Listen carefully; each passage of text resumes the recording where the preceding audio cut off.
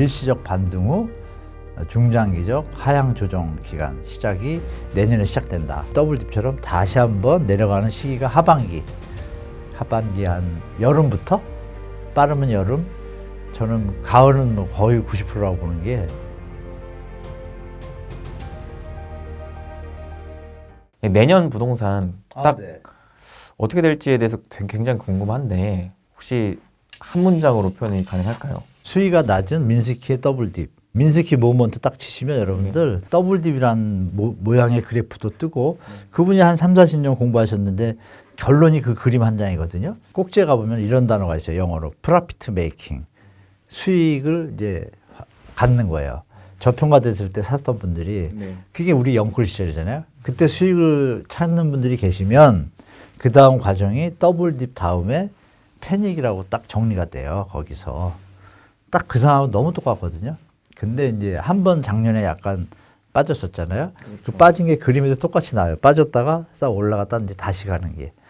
그래서 이제 그 부분을 제가 그렇게 표현한 건데, 데드캣 바운스라는 얘기 많이 들으셨잖아요. 그러니까 우리말로 하면 좋겠네요. 일시적 반등 후 중장기적 하향 조정 기간 시작이 내년에 시작된다라고 말씀드릴게요. 그러니까 상반기에 신생아론 있잖아요. 그것 때문에 조금 시장이 약간 또 받쳐줄 거예요. 지금 막 내려가는 속도가 지금 많은 분위기잖아요. 갑자기 한 3달 만에 내년 초부터 아마 정부에서도 부동산 대책을 발표할 거고, 분명히 내려가는 거에 대해서 또 제어책을 던져야 되잖아요. 급하게 내려가면 안 되니까. 그 부분이 동시에 나오면서 시장이 약간 서로 관망하는 혼동이 되는데, 신생아론이 들어오니까 거래가 늘기 시작하고 수요가 늘면 호가가 올라가잖아요. 연말까지 쭉 빠졌다가 잠시 올라갈 겁니다. 근데 이게 아까 말씀드린 더블딥처럼 다시 한번 내려가는 시기가 하반기 한 여름부터, 빠르면 여름, 저는 가을은 뭐 거의 90%라고 보는 게, 가을은 여러분 생각하실 게 그게 있잖아요. PF. 작년 10월이죠? 네. 1년 한 1개월, 2개월 지났잖아요. 그때 기억나실 거예요. 건설회사들 뭐 망하니 자빠지니 막 이래서 기재부 장관님, 국토부 장관님 뭐 다 앉아가지고 PF 지원 정부에서 강력하게 한다. 그게 벌써 1년이 넘은 거예요. 근데 그분들이 이번에 만기 연장을 할 거 아니에요. PF. 근데 그 사이에 물건을 많이 조금 소화된 데도 있어요. 기억하시겠지만 6만 7천 호까지 미분양이 났는데 지금 한 5만 5천 호거든요. 12,000개 아파트 미분양 현장은 이 지원 때문에 해결될 수도 있다고 봐요. 근데 나머지 5만 원 해결이 안 됐잖아요. 그리고 악성 미분양은 늘었잖아요. 근데 돈은 전체 볼륨은 133조인데 투입분은 25조예요. 당연히 모자르잖아요. 그러면 다시 한번 이자를 내면서 버티겠지만, 그럼 2년 차가 언제냐면 내년 9월이거든요. 10월? 그러면 여러분들이 아쉽게 AA 등급이 지금 7, 8%고요. 금리가. 그리고 A 등급 이하가 지금 10에서 14%예요. 트리플 B로 가면 바로 13%예요. 금리가. 그러면 작년에 뭐 평균적으로 10%라고 치고, 뭐 안전한 데 말고 10%로 PF를 받았고 올해 한 12% 받으면 22%가 벌써 날아가잖아요. 수익이. 이자로만. 근데 여러분들 아시는 건축비가 좀 올랐잖아요. 그럼 그게 또 한 5% 날아가거든요. 그러면 우리가 사업할 때 수익을 보통 건설 사업 현장은 20에서 30%가 최대예요. 그러니까 이미 다 날아간 거예요. 그러면 날아간 상태에서 시장이 많이 약세가 되면 어떻게 될까요? 현장들이 안 좋아지면 PF 부실이 나잖아요. 그 만기 DDA가 9월달, 10월달인 말입니다. 그럼 그때까지 시장에 버티다가 그 일들이 잘 해결되려면 정말 우리가 로또 같이 막 2차 전지가 잘 팔려서 국민들한테 막 돈이 막 이래야지 버티잖아요. 근데 그건 또 타임이 필요하잖아요. 그러니까 타임도 미스매치예요. 경제가 다시 회복한다 할지라도. 그러니까 그 시점이 좀 저는 위험하다고 보기 때문에 그런 시장 장세를 보이지 않을까. 가을로 갈수록. 한 번 터지면 여기서는 조그맣게 털 텐데 묻히고 가면 뒤에서 몰아서 터지겠죠. 또 그걸 한번 생각해 보시면 역으로 무주택자나 다주택자 입장에서 무주택자는 매수 시기가 가을 쪽으로 미쳐질 수 있고 매도자 입장에서는 내년 봄이 적게 매도할 수도 있어요. 현재 2, 3년을 볼 때는, 제가 볼 때. 그런 뭐 조금 미래에 대한 그림을 한번 체크해 보시는 거 좋을 것 같아요. 어찌됐든 개인적으로 상황이라는 게 있잖아요. 근데 만약에 내가 불가피하게 내년에 집을 들어가야 되는, 집을 사야 되는, 집을 사야 되는 입장에 있다고요. 사야죠. 사야 돼요. 부득이하게 들어야 되는 상황이면 사야죠. 단 조건이 있죠. 우리 경제학도 뭐 이프 가정법 하에서 모든 이론이 있잖아요. 그러면 우리 가정을 세우고 가시면 돼요. 어떤 집값이든 내가 가야 되니까 살려고 하는 집이 내 소득의 35%를 안 넘는 가격이 있다. 그럼 무조건 사면 돼요. 35%가 무슨 개념이냐면 집을 샀을 때 대출을 받으실 거 아니에요. 젊으신 분들 입장에서 뭐 나이 드셔도 뭐 똑같죠. 만약에 좀 시드머니가 약하시면 그럼 대출을 받으면 대출 원리금을 상환해야 되지 않습니까?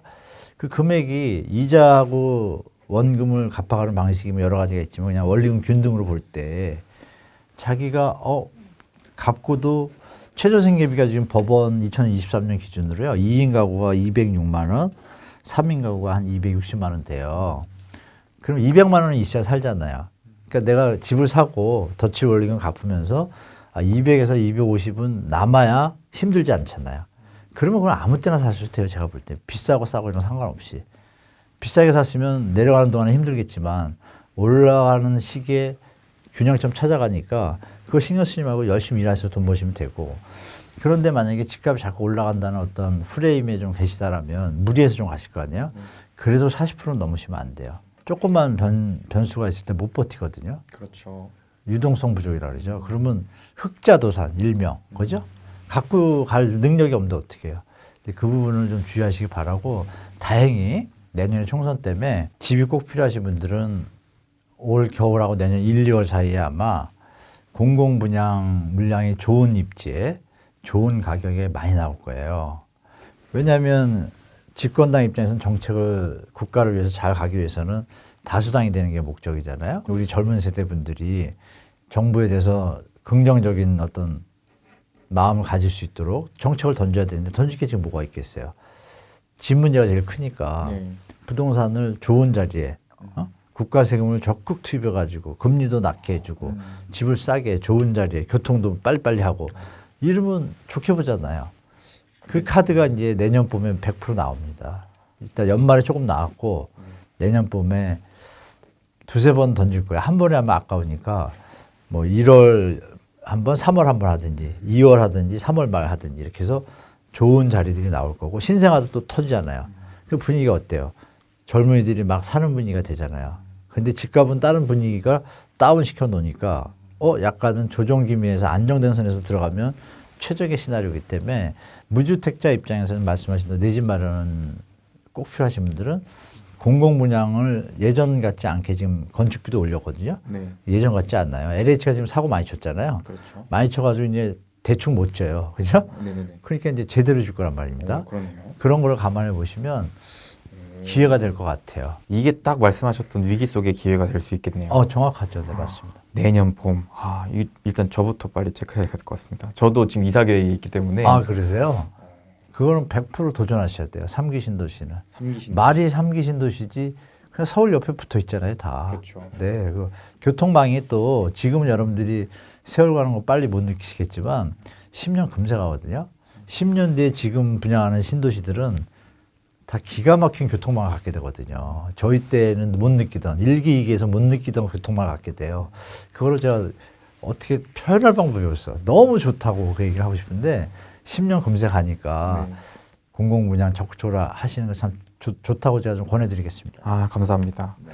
그럼 교수님, 그럼 만약에 이거는 뭐 당장에 내가 상황상 들어가야 되는 입장이라면 조금 그냥 투자 목적으로 기다리실 줄 아는 분들도 있을 거란 말이죠. 그렇죠, 그렇죠. 그분들은 어찌됐든 더 빠질 것을 기다릴 것이기 때문에 뭔가 좀 더 언제쯤 바닥이 나올까 이런 고민을 하실 것 같은데 맞아요. 그러면은 그분들은 뭐 어떤 시점대 들어가 보면 좋을까요? 제가 아는 서초동의 한 변호사가 돈 잘 벌거든요. 네.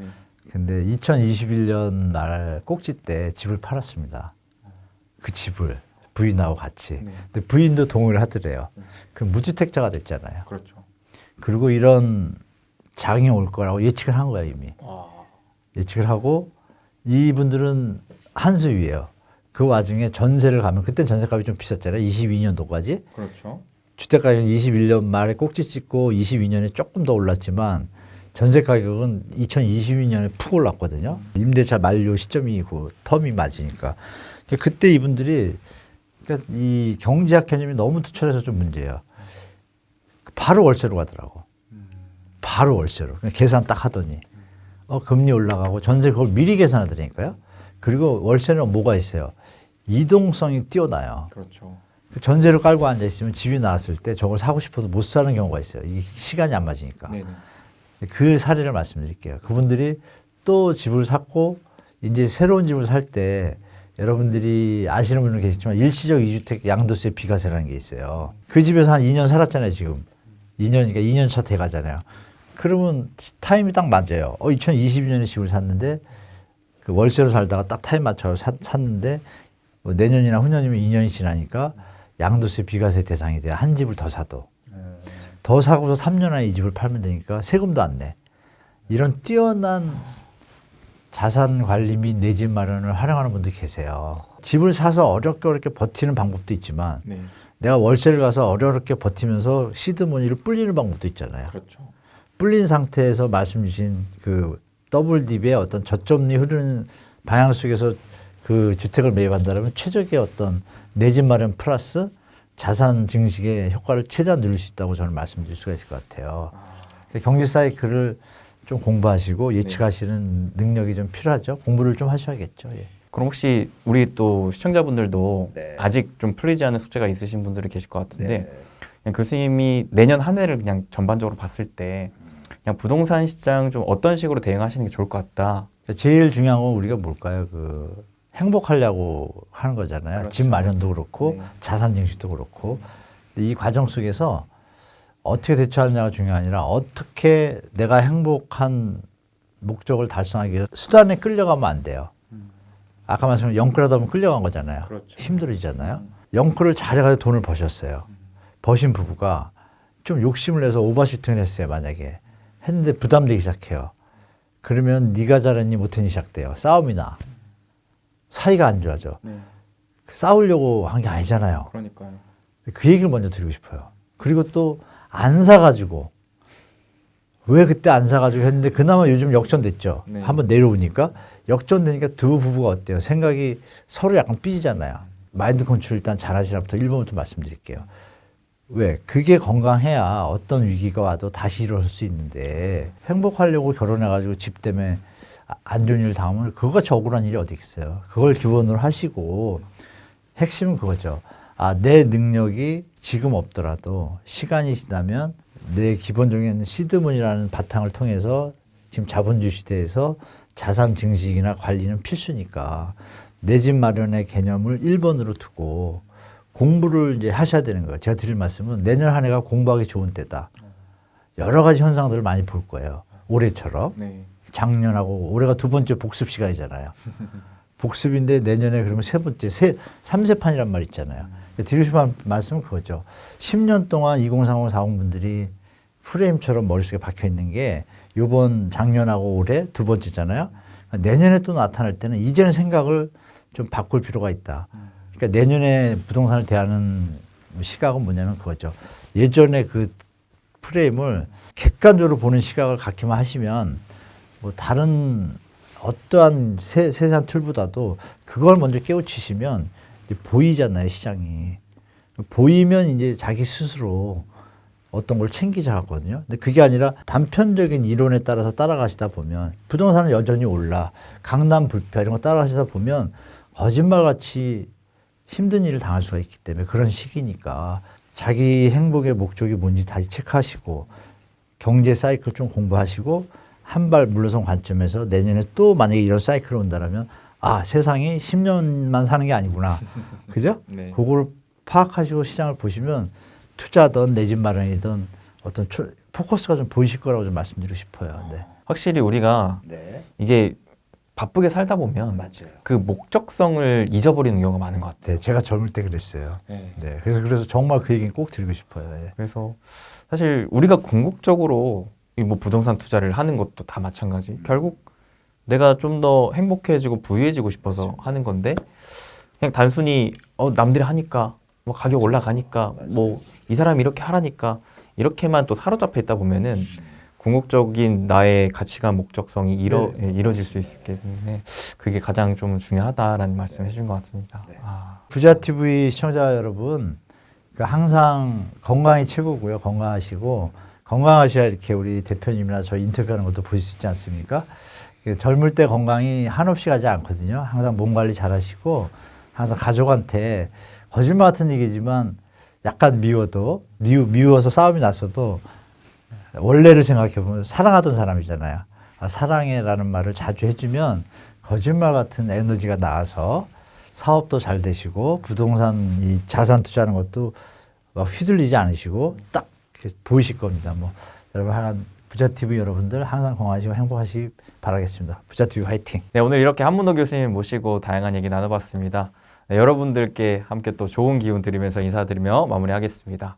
여러분 사랑합니다. 사랑합니다.